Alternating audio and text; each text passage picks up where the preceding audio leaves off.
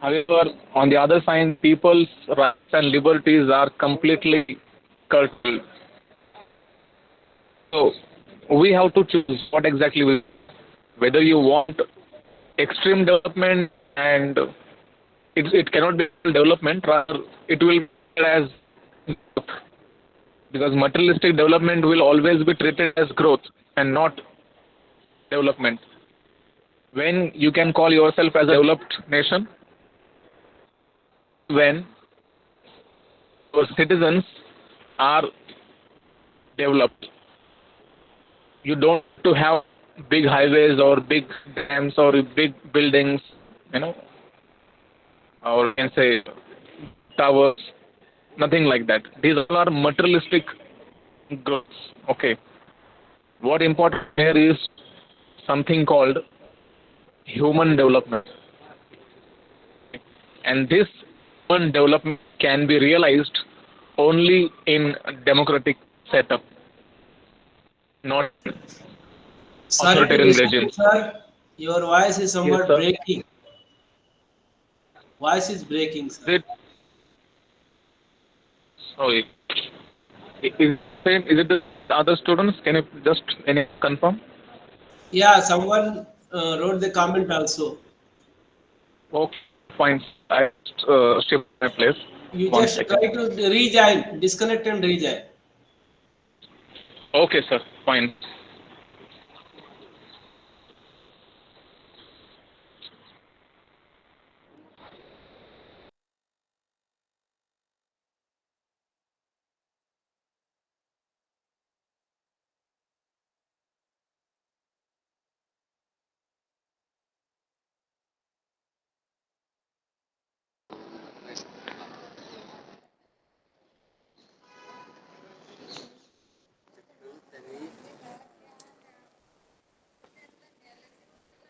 Now check it. Is it audible?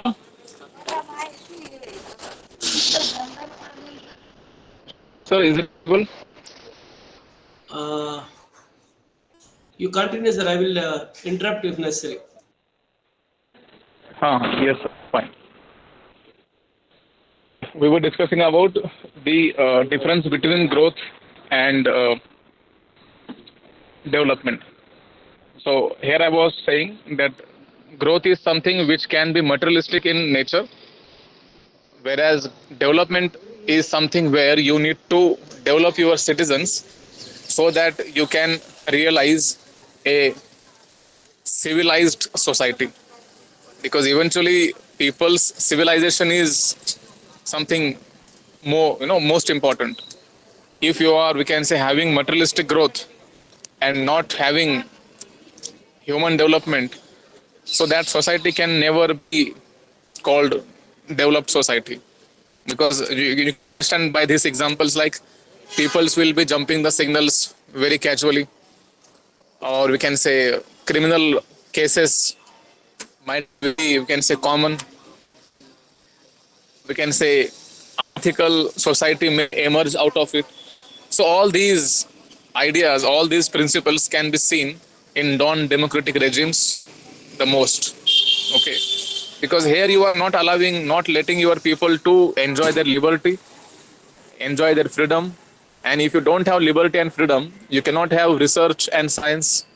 And if you do not have that, eventually people cannot develop themselves mentally, because there is no development only there is no research only in that field. People cannot freely think about different ideas. Okay, so if so is the case, so that society can never be developed. And for that purpose only, what we need is democracy or democratic setup, or any setup, you may say, where people gets utmost liberty. However, there can be scope for reasonable restrictions. That is acceptable. Okay. So that is something which is, we can say, expected by the democratic setups. What we get in democracy is the idea to which we call equality. We tried to understand this idea yesterday, briefly, shortly. Okay, but today we will try to understand it in more detailed manner.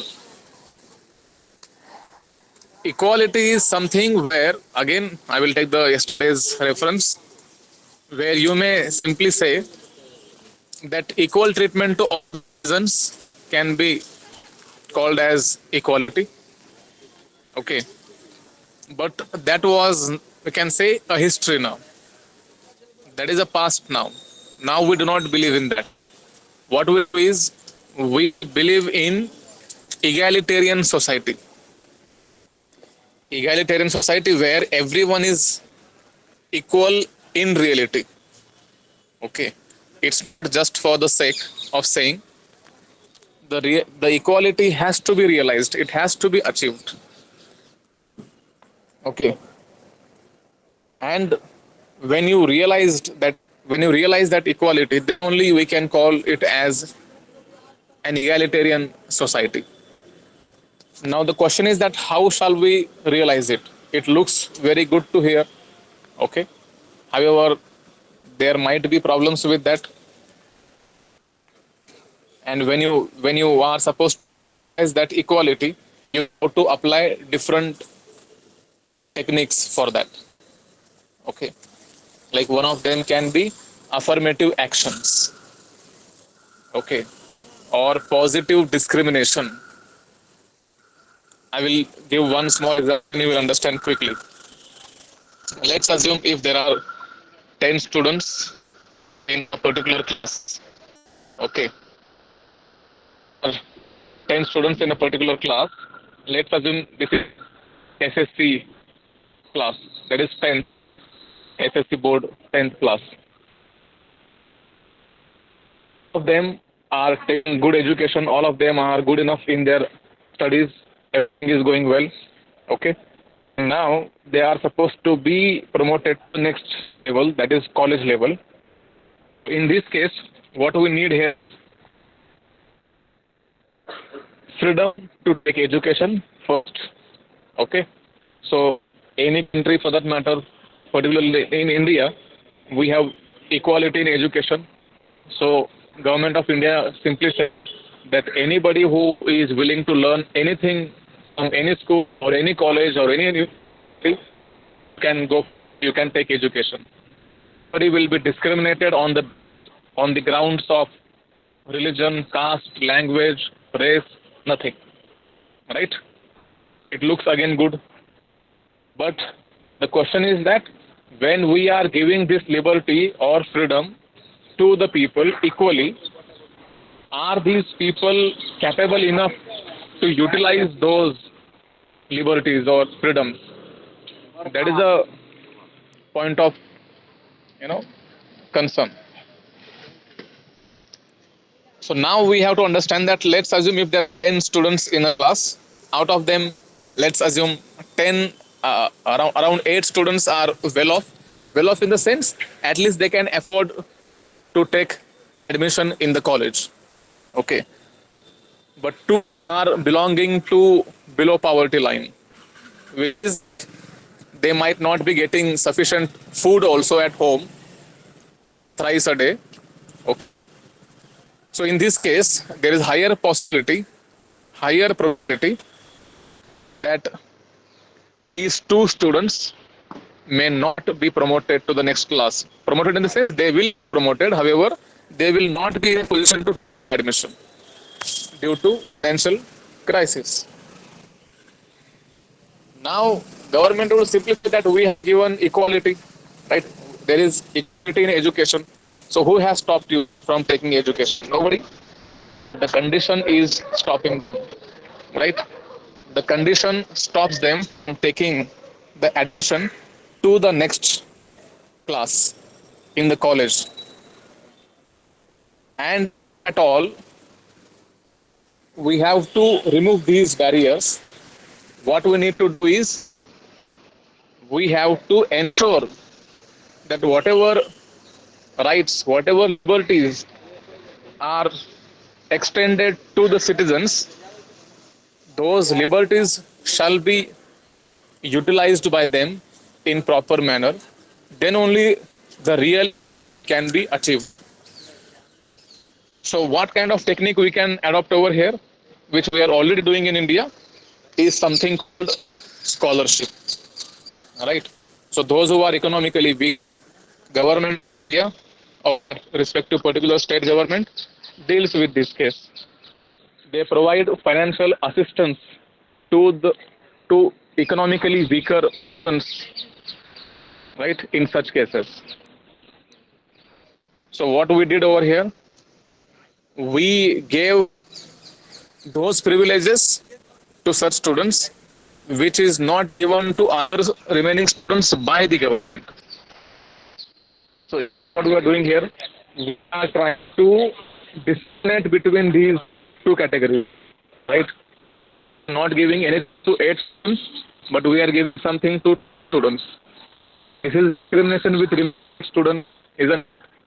However, this discrimination is done for the realization of the egalitarian society. This discrimination is done for the betterment of the entire society, and this is what we call positive discrimination. Of course, this is discrimination. It is politically called as positive discrimination, affirmative action. Okay, just imagine that how is this concept of equality is. Simply we may say equality is a very small term, but no, it has huge, deeper meaning. Fine. So here in India, we can see different criteria, different grounds for realization of egalitarian society. Particularly, what we do here in India is reservation. This is a highly controversial topic. Okay. Yes, reservation is there in India to those sections who are socially and educationally backward. Okay. Who were once upon a time discriminated by the rest of the society, right? The attempts and efforts of Dr. Baba Sahib Ambedkar and many other constituent assembly members, right? The reservation is extended to scheduled caste, scheduled tribe, and other backwards in India. Of course, special backwards are also there, and now women are also going to get the reservation in politics. We all know that. The government of India has launched, or they have passed a bill called as Nari Bandhan, right? Bill, in which women are supposed to get reserved seats in parliament. So again, why government did this? Because government somewhere realized that women's representation is lacking in parliament. Parliament in the sense what? Their representation is comparatively very less in decision-making bodies. Okay. And these bodies are male-dominated. There is higher possibility that decisions may always favor male community rather than favoring and understanding women's issues, right? And because of this reason, what we do is we are trying to adopt such kind of techniques over the period of time. Okay. So I hope this much discussion is suffice for understanding the concept of equality. Now we will move to next, that is freedom. Okay. Freedom is something where simply you would say that the concept of freedom is simply where you do not have any kind of restriction. That is, we can say, a very vague meaning of that. Okay, very vague, bigger concept. You would simply say that if you don't have any kind of restriction, then you are having. Okay, this was previous understanding, which means again this is the past. Now what we believe in is something called, of course, having liberty, of course having freedom. However, this freedom is not absolute in nature. Okay, this freedom has certain reasonable restrictions over it. Okay, and now we believe in such kind of freedom. We don't believe in absolute freedom. There are certain reasonable restrictions. I'm using the word reasonable.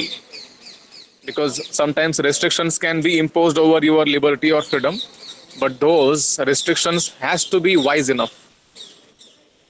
You may understand by this small example. If you are allowed to drive your car with the speed of 40 or 50 kilometer per hour in the city, it is somewhat wise enough, right? Government to say that you cannot drive your car in the city with the speed of more than 60 kilometer per hour. It looks good enough, rational enough. Okay, because somewhat around 60 is, we can say, somewhat rational. But what if the government says that you cannot drive your car with more than 20 kilometer per hour? So it is very difficult to grasp, or very difficult to comprehend the decision of the government, because it is not rational enough. Okay, so you have to test this when you are going to impose any restriction. While imposing those restrictions, you have to be mature enough to understand that what exactly we are going to do. If we are putting restriction, to what extent we can put that restriction. That wiseness has to be there. Okay, and for these restrictions are needed over here. So what these liberties, what these freedoms does, they protect individuals' liberties and human rights. Let me tell you, even prisoners, accused, and those people who are in jail, they are also having certain human rights. Okay, and we have to understand this. This is very much important for the political science students to understand. Okay, now you would say that why these criminals need human rights? They have done wrong, right? They have done we can say heinous crimes in their life, so they should be just they should not be getting any kind of rights or something. But no, that's not the correct argument, because we all know that everyone commits mistakes in their life due to some or the other reason. Okay, whatever punishment is there, of course judiciary will deliver that justice. Whatever wrong thing that person must have done, judiciary will definitely take the cognizance of that, and that person will be punished accordingly. Okay, but at least you have to give an opportunity to the accused. Okay, that whether that person has done something wrong or not, then only you can come to the conclusion. You may witness that in India, it takes almost, we can say, years to come to the conclusion for any case. Few cases are pending since many years and decades also sometimes. Okay, and why it is happening? Because the judiciary of India believe in one principle, that if 100 criminals are left off, if 100 criminals are not punished, it is fine. We are okay with that. However, a innocent person must not be sentenced. Innocent person must not be troubled. He must not be, we can say, victim of the wrongdoings of the judiciary or any administration for that matter. And because of this reason, judiciary always tries to give maximum opportunities to the accused to prove himself or herself as innocent.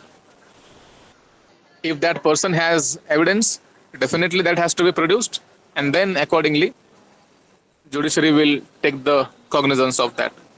Okay, and you must have witnessed many times that in fake encounters, many accused people are killed. All encounters are not always you can say the true one. Sometimes they are planned also, sometimes they are fake also, and the reports are made in such a way that it seems to be real. Okay, that's the thing. But later on, some or the other times, it comes into picture, because recently one incident happened in Hyderabad. You all must be knowing about that. Few years back, I think 2 or 3 years back, I guess, a woman was gang raped by few people over there in a running bus, right? And she was brutally killed by those rapists. And eventually, police came in action. Police arrested all four criminals. Okay, and they were put behind bars in for 2 days. The trial was undergoing. One day, Hyderabad police takes them to the scene for a recreation of the same scene, and over there, Hyderabad police claimed that all four criminals were trying to run away, and in retaliation, we had to shoot them down. Okay, so all four criminals were killed in that encounter, right? But later on, when that inquiry was done by the authorities, it was revealed that that encounter was not original encounter. It was a fake encounter. Those four criminals were not trying to run away. Rather, the personnel, police personnel, they did that activity, and eventually they all were killed. Those criminals were killed in that incident. So again, someone would say that we may believe simply, you know, those who are having layman understanding, they may simply say that that if police has done that act, even if it was a fake encounter, still it is justified, right? Because they did a heinous crime. Yes, they did heinous crime, but do we know that the person or the people who were arrested by the police department, whether they were the real criminals or fake criminals? We never know, right? That has to be tested first, and for that only we have judiciary to deliver justice, and not police department. Police department is not there to punish people. It is just there to assist the judiciary to come to the conclusion. Okay, and therefore judiciary has utmost power in India. But sometimes again we all know that few things goes wrong. Okay, so point is that whether we believe in human rights or we believe in just administration,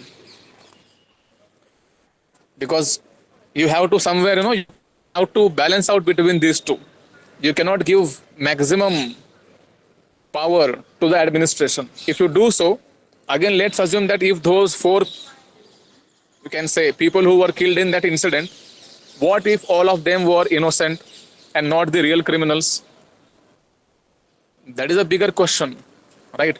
If they were all real criminals, that is fine, that is okay. But if they were not the real criminals, it means what? Innocent people must have been killed in that fake encounter. Okay, and sometimes they have to do it, I don't know how, because whatever pressure is there on the administration at that time, you have to face that pressure, you have to reduce that pressure. And for that matter, for that purpose, you need to arrest someone, you need to show people that these are the guilty people, these people have done this act, even if they have not done, right? Otherwise, then there will be questions raised on the department itself, that your department is not able to find out the criminals. Okay, that's the point. Okay, fine. So I hope now you are understanding the difference, that when you give more power to the administration, what happens, and how human rights are equally important over here. Okay, third element can be representation, right? Representation is one of the most essential element of it. What we do here is, again, we have to understand the difference between these two types of we can say democracies: direct democracy and indirect democracy. Direct democracy is something where people directly takes decision for their well-being, right? All people will, come at one place, like the way we have gram sabhas in India, gram panchayats. What we do here is, in gram panchayat, all members of the village gather at one place, okay, and whatever decision is supposed to be taken for the village, they all vote in that decision making procedure. So here you do not have any representative. Of course, sarpanch is there and few members are there of that gram panchayat. However, when it comes to decision making, okay, everyone will vote every time in every decision making procedure. That is something called direct democracy, where people are directly participating in that meeting. People are directly, uh, voting in that decision making procedure, and they are, showing their presence, active presence in the decision making process. This is what we call direct democracy. This is something possible at lower scale, at local level, but not at large scale, because you cannot have, you can say, direct democracy in such countries whose population is in crores. Only for few hundreds or few thousands it is understood, but not for few crores. Okay. So therefore, very few countries, or rather I would say no country, like the concept of direct democracy. And let's assume even if direct democracy is applied everywhere, there are questions on that also. That whatever people are, whoever is participating in that decision making, are they wise enough to take decisions?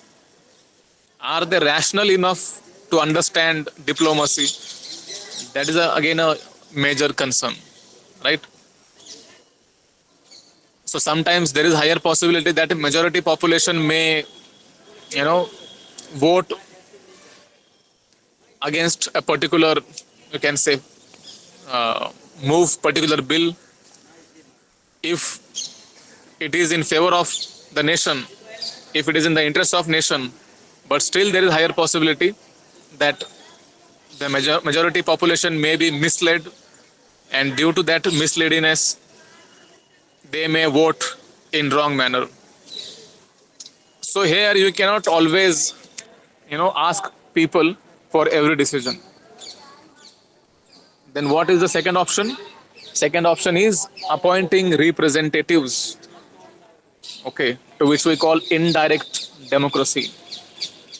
Indirect democracy is where something, where you have your representatives who are representing you, right, on different platforms.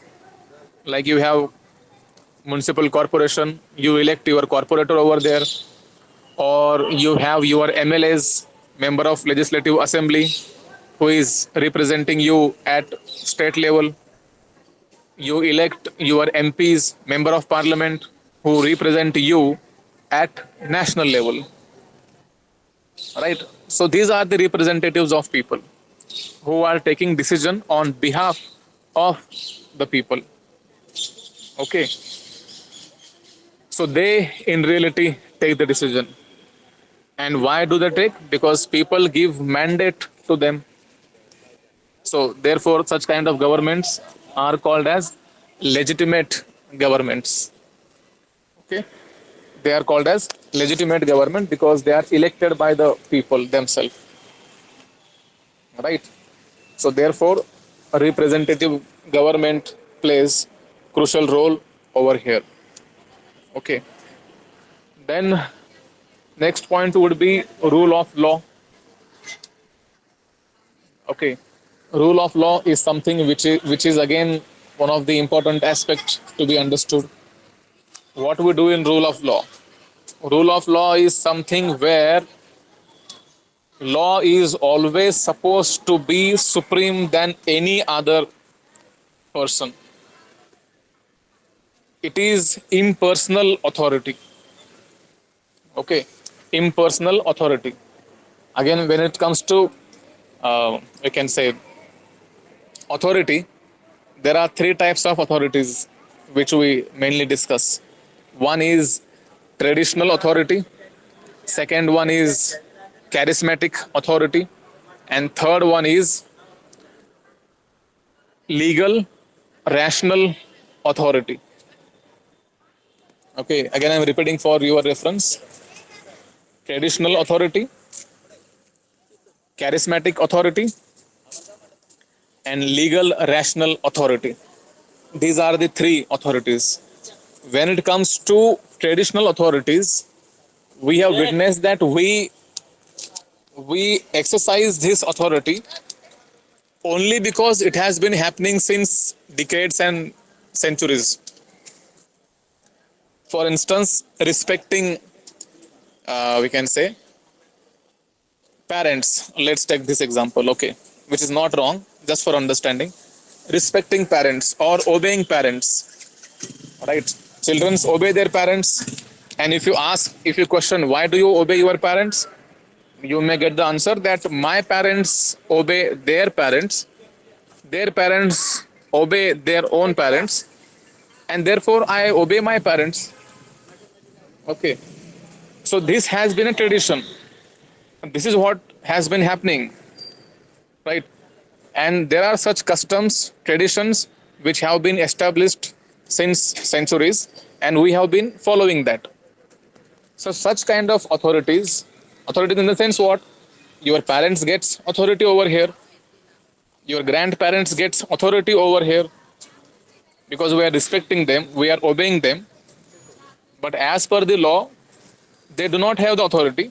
But since we have been following this tradition, therefore they get the authority. Okay, that is something called traditional authority. Second one can be uh, charismatic authority, in which charisma of a person is seen, and charisma of that person has the ability to influence others. Okay, for instance, any political leader, when that political leader appeals, right, citizens, voters in election, they get higher amount of votes in return. Or even you can take few examples like Mahatma Gandhi, when he appealed, we can say, masses of this country to unite and fight against British. So thousands of people joined Mahatma Gandhi in his struggle against British government. So what it shows, in reality, nobody gave authority to Mahatma Gandhi, but still he had that charisma to influence people and convince people to support him, right? So that thousands of people joined his struggle. Then what it shows again, it again shows charisma, because Mahatma Gandhi was not been given any kind of power by the British government or any government, but still he was exercising authority because he had the power of charisma. Okay, he had the ability to influence masses. Or you can take one more example of any, let's assume, religious preacher or religious guru. They also exercise this, we can say, authority. So thousands of people obey them, respect them, right? And this continues. Now the third one, that is legal rational authority. What we do here is, the term you can see, it is legal also and rational also. It means what? Only such kind of authorities which is given by the law. Okay. For instance, let's assume that if a robber comes to someone's house and asks for the money, you would simply deny, right? Okay, you would simply deny to give the money. But what if he, takes out his gun and points out at you? Immediately, you will give whatever you have, right? Because he had that gun power now, right? Whereas in other example, you may understand by this that what if a income tax officer comes to your home and just shows one notice. He do not have any kind of gun, he do not have any kind of weapon, nothing. He has just one piece of paper in his hand. Okay, and he shows a notice to you and says that you are not paying taxes to the government on time. Therefore, we are here to take you to the prison, to the jail. If you are not paying today, immediately you will be jailed. And if you are going to pay today itself, we will not take action against you. He would simply say this, and immediately we will pay the taxes, whatever are left off. So this is the difference, right? Now, who gave power to that income tax officer? Law, right? Law has given power to that income tax officer. And it's not that only that person has that power. That person doesn't have the power. That position has the power. Okay? Because law is not giving power to any human being or any person. Law is giving power to positions. Okay? Today, there is someone in position of, we can say at the position of prime minister. Therefore, he is exercising power over here. Tomorrow, if someone else gets elected as a prime minister, that person will have power. Okay, so therefore I said that this is something impersonal. It is not personal. Okay, and that's where the law, rule of law, plays a crucial role. Okay, and therefore, rule of law is supposed to be established in the administration. When you have rule of law, automatically you will be having something called accountability towards each other, checks and balances against each other, right? When you have accountability in the administration, nobody can misbehave, right? You may witness many government officers or bureaucratic officers who may be sitting on higher positions. However, those officials are also not having unlimited powers. Their powers are restricted, their powers are limited, and they are accountable to their seniors. Okay, if something wrong is done by them, immediately action will be taken against that person. So accountability is maintained. And how this accountability is maintained? With the help of law again. This accountability also represents rule of law in a particular country. So if you want to test whether rule of law is there or not, you can just cross check with these ideas. Or even you will sometimes witness that the government officers might not be performing their duties, and also actions are also not taken against such people. There you may say that rule of law is weaker over there. It is not taking its course, right? Which is supposed to be understood by us. So I believe that you are understanding these concepts, what we are discussing, and idea of, we can say, rule of law, okay, is a broad category in which all individuals falls into it, all political leaders falls into it, because everyone is accountable. Okay, as I said, even if citizens are having, we can say, liberty, but this liberty is not unlimited. If you do something wrong, immediately action will be taken against you or anyone else, whoever does wrong. So here what it shows, we are also accountable, we are also responsible. As a citizen, we are also supposed to abide by the law. We are also supposed to respect the law, right? If you are found, violating laws, again definitely action will be taken if it is noticed, right? So what it shows, you can just simply imagine that if you are, we can say, driving your vehicle and you are not following the signal rules, traffic rules, and you are just jumping the signals, police officers may take action against you, or CCTV camera will capture the number plate of the vehicle and electronic challan will be sent to your residential, right? That is also something essential to be understood. Okay. So this rule of law is not made only for the government officers, it is applicable to everyone, irrespective of your religion, caste, gender, race, color, nothing. Okay. It is equally applicable to everyone. I hope this much is sufficient for you to understand what exactly do we mean by rule of law. Okay. And today, what we did is we have discussed the idea of direct democracy and representative democracy.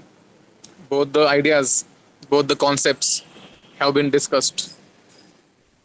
The next point which we are supposed to take is about challenges to the democracy. Okay. This is, we can say, bigger topic. Rather, what I'll do today is I will just introduce this topic meanwhile, and you will understand the meaning of it. And tomorrow, again, when we will meet online, we will begin from this point itself. One challenge where you can imagine something called social media. Okay. You may wonder that how social media is detrimental or dangerous for the democracy. We will discuss. See, when it comes to democracy, it is expected that people should be made aware about their rights and duties both equally. Okay. And false propaganda shall not be promoted. Right? So therefore, you can see that even this, we can say, news channels, they follow a particular code of conduct. Right? They have to follow that particular code of conduct where they have to abide few rules and regulations. Right? Those rules and regulations are expected to be followed.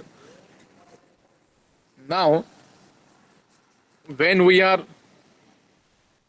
you know, or these media channels are having certain regulations, they cannot openly take the stand of any political party or any particular religion because they have to follow that code of conduct. Of course, in different way they do misuse all those things. We know that. Okay, but social media is something which is, we can say, almost uncontrolled in manner because here you do not have any limitation.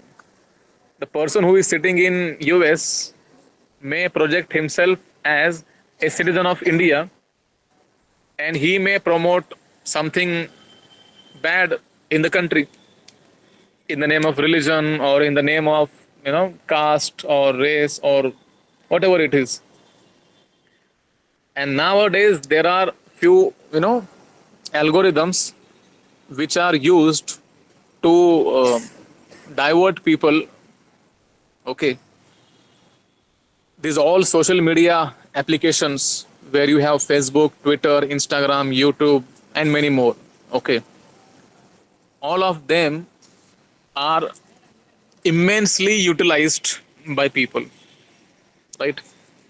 There is not a single second when someone is not there on Facebook, someone is not there on Instagram or YouTube.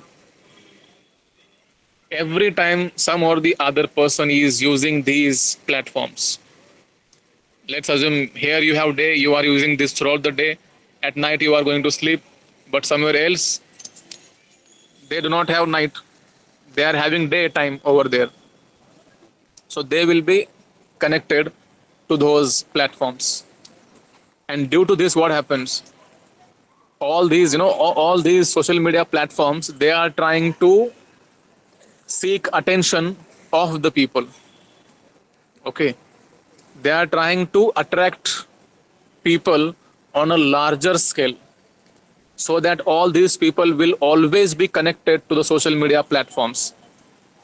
Even if you are not willing to use them, let's assume if you forget to open your Facebook or Instagram today, immediately you will get the notification that your friend has tagged you somewhere in the photo, or your friend has shared this post, so and so friend, whatever it can be, or your friend has liked your picture. Just see, all these notifications will be shown to you in your smartphone. So even if you forget to open your Facebook or Instagram, these applications will remind you to use them. Okay. And when you use them, it is not just for 1 minute or 2 minutes. When you open your Instagram, you all are belonging to the younger generation, so you can, relate it. When you open Instagram just to, see what is happening over there is higher possibility that you will spend almost 1 hour just by scrolling all the feeds and posts and reels. You were there on that social media platform just for 1 minute, that what exactly has happened, just to check it, and you started scrolling down and you got interested into it, and the content is also very much like minded to you,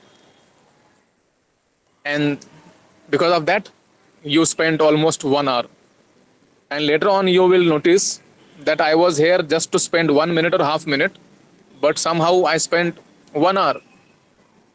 The only thing is that we do not pay attention towards these things, but these things are important to be to be understood, right? So what these social media platforms are doing, they are trying to seek our attention.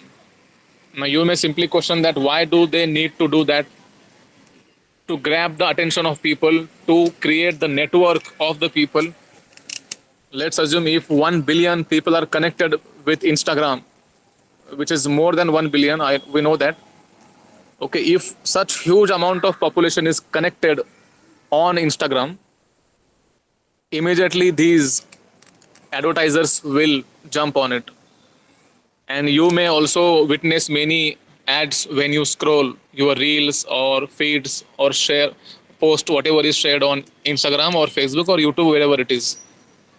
So what these applications are doing, these applications are selling our attention to these advertisers. If you are spending your more time, which is very much needed for these applications, and who is giving business to these applications? We, the people, are giving business to these apps. Just imagine, what if all people stops using Instagram? Nobody will give advertisement to that app. Since we are, connected in billions, therefore they gets it very easily. All right. This is something which is important to be understood. And once you become habitual of using all these applications, now there is higher possibility that political parties, or you can say extremist groups, may mislead you. They may spread misinformation on social media in the name of religion or caste or whatever it can be, which is extremely dangerous for a democratic setup. Okay. And therefore, I said that when it comes to challenges, it is equally important to be understood, that what kind of instruments we are using, what kind of tools we are using, whether they are good for us or not. Many times we are unaware of them. Okay. So what we'll do is, it was just a, we can say, beginning of this topic. Tomorrow, when we will again begin our session, we will again continue from the same slide, and then we will discuss further points over there. Now last 5 minutes are left. If any one of you have any question, you may please ask. Even if you are not understanding something, still you can just raise your concern. There is no problem with that.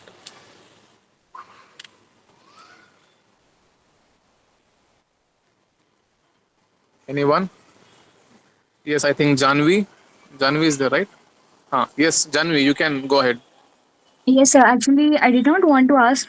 Matlab, my question was not regarding this thing, the session, but I wanted to ask in general about IGNU that I have joined from Pune this thing, but I wanted to get a transfer to Delhi because I was shifting to Delhi right now. Okay. So, I how do think I do it? yes. I think Sharma sir, can you hear me? Sharma sir, because your administrative questions will be addressed by Sharma sir. I think he is Okay, on and mute. Yes. okay, okay. You were saying something? Yeah, yeah, I was saying, and also I wanted to ask whether the session is getting recorded every day. So can we just get the recording or something? Because there are some students who cannot join. So on the group we can send the recording so they won't miss out or something. Or if we have missed out something, just Why in they are case. not able to join? What's the issue? Sometimes it's Sir, something and some. sir, sorry to disturb you, sir. These recordings Yes. are available on RC Pune YouTube channel. Yesterday also Yes. I checked. They are updating the same link on the YouTube, so it is available YouTube in YouTube. Yes. I think Okay, okay, yesterday thank you. someone commented. I think that link also. But you can just search with the RC Pune on YouTube, and you will get that YouTube channel over there. Okay, so thank you. And so what about the transfer thing? Sharma sir, it is I think on mute. Sharma sir, can you hear me? Hello. Sharma sir, there Hello. is one question. Sorry, sir. Sharma sir went to out a bit, sir. Acha, fine. Janvi, what we can do is again Sharma sir will join tomorrow. Okay, in the Okay, session. sir. So in the beginning itself, you can ask the question. Okay, okay, so no worries. Because what I will be doing is I am dealing with the academic part, and Sharma sir Okay. deals with administrative part. That is the thing. Okay, okay, so no worries. Thank you so much, sir. Chalo, see you all tomorrow. Take care. Hello, sir. One question, sir. Actually, it's Yes, yes. regarding you are taking in Pune University also lectures. Sorry. What you were saying? Are you taking in Pune University also lectures? Yeah. I am teaching there. Which college, sir? I am teaching at Modern College. Okay, fine, sir. Fine. Thank you, sir. Yeah. Are you from Pune? Yeah, I'm from Pune. Actually, I'm a practicing here as an advocate. Okay. Fine. No Okay. worries. Yes, sir. Yeah. Yes, sir. Hello, sir. I'm audible. Yeah, you are Hello. correct. Good Yes, evening, go sir. ahead. It's nice to see you on this platform. This is Rutuja Tikote here, an Acha, Rutuja. ex-student of Modern. Yes, sir. Yeah. I am aware of it. Y- Yes. Yes, Nice sir. to see So, you. my question, same here, sir. So, my question was regarding accountability.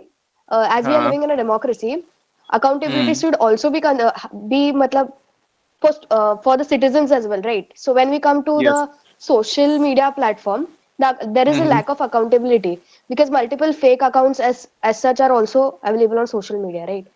So there is Right. a lack of accountability when we post something. So wouldn't Mhm. a solution for this would be to make our democracy more better? Wouldn't it be Hmm. great if a person could only have a single handle on social media Yes. so that there will Yes. be accountability for everyone, and whatever they speak that could be threat to a democracy, that person could be punished. Yes, absolutely. This is a good idea, and I think governments are working on that. Once the founder of Facebook, Mark Zuckerberg, he was fired with the questions, the way Facebook functions, how they steal the data, privacy and data of the citizens. So for that matter, also definitely European parliaments and American Congress, they have been taking steps, and I believe that these international agencies are also looking into it, especially after advent of artificial intelligence. Okay, so far it was somehow somewhat it was understood, but nowadays it is extremely difficult to understand whether we are talking to a human being or a robot. Why I'm saying this, because many times what happens that the person you are talking to on social media may not be a real human being. There are bots, you know, robots, in short, in social media, we call them as bots. They are designed in such a way that they understand your language, they understand what questions you are asking, and they reply you in the same manner. And we believe that we are talking to a human being, but always that's not a reality. But what solution you are giving is also one of the perfect solution it can be. The only thing is that somewhere again you have to link it with your documents, right? Nowadays what we are having is UIDA, right? Aadhaar, where you can have, Yes, sir. let's assume, where you can have multiple license, we can have multiple PAN cards, we can have multiple ration cards or something. There can be, duplicate documents, but you cannot have double Aadhaar card, right? You cannot have two Aadhaar cards because your biometrics are attached to it, right? Your retinas are attached to it. So therefore, you have to have only one Aadhaar card, which shows your uniqueness and genuineness. So if it is linked to such kind of documents, then definitely it can be realized. So here, your point is important, and these social media platforms shall take the responsibility of that, and it is very much possible also. Of course, it is quite difficult. It will take few years, but it is practicable solution. If government issues, we can say, notice to all these platforms, definitely they have to perform, they have to execute, they have to abide by the rules, right? Whatever rules are made by the government, they have to abide to them.